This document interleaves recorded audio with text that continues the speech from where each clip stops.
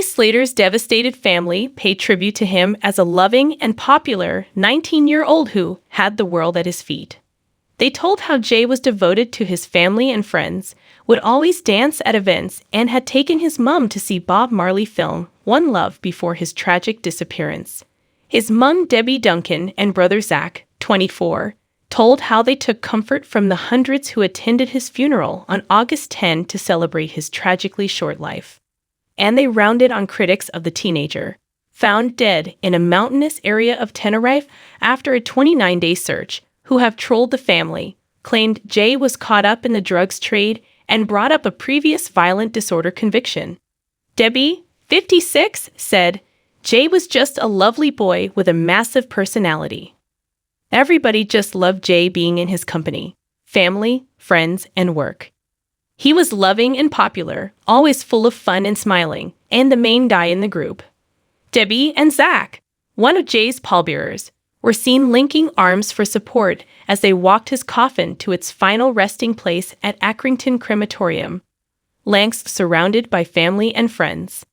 And heartbroken Debbie added, he deserved every bit of what he had at his funeral, with people paying tribute, and none of the abuse he has had. I am still trying to process everything, really, and it's hard to explain how I feel. Jay was 19 with the world at his feet. He was coming back to a good job and was about to take his driving test. He was a normal lad. The anguish of Debbie and Zach, and Jay's dad, Warren Slater, 58, has been heathened by vicious attacks by trolls and online smears. After apprentice bricklayer Jay went missing on June 17, wild online stories swirled, including that he had stolen a £12,000 watch from a gangster or fallen foul of a drug cartel on Tenerife. But Debbie said the claims are nothing more than callous rumors. She said, he would never have been involved in anything like that. He had only been in Tenerife 3 days and was at a festival with friends which had wristbands, security, and an itinerary.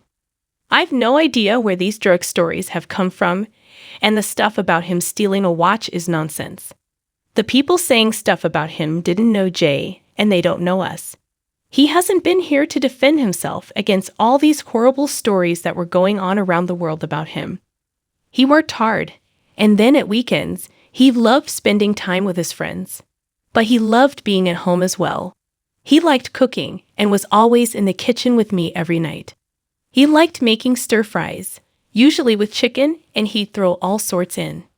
He always had to buy fresh veg and fresh baby sweet corn and fresh peppers. If I bought frozen rubbish, he'd say, I'm not using that. Grief-stricken Mum Debbie showed us trophies, pictures, and mementos of Jay, including a photo and handprint of his first day at West End Primary School in 2009, to illustrate his normal upbringing. She proudly clutched a Players' Player of the Year award from his footy team, Huncoat United in Accrington, from 2015/2016. And Debbie also showed us a trophy Jay received from Employers, Peterborough, for Best Apprentice in 2022. She said, Jay was a normal lad and went to a nice primary school. He was just so popular from a young age and was always playing out on the front, in the front garden with the neighbors. He was just brilliant. He was kicking a football as soon as he could walk. He played for Huncoat United from the age of 5 and went through all the teams. He was a left winger. Jay followed Liverpool when he was younger, but not as much as he got older and started his apprenticeship. We went to one game together, when Liverpool played at Burnley in 2018. We were Liverpool fans in the Burnley end. He loved it. He bought a scarf. Half of it was Burnley, half of it was Liverpool. But he wouldn't wear it. He made me wear it on the train going home. As he got older, he was into music and DJs, like Hannah Lang. He started going to more events, following DJs and the dance scene. It was all work hard, play hard, really. I didn't think anything of it. But the following April, a letter came through saying that Jay was being charged with violent disorder.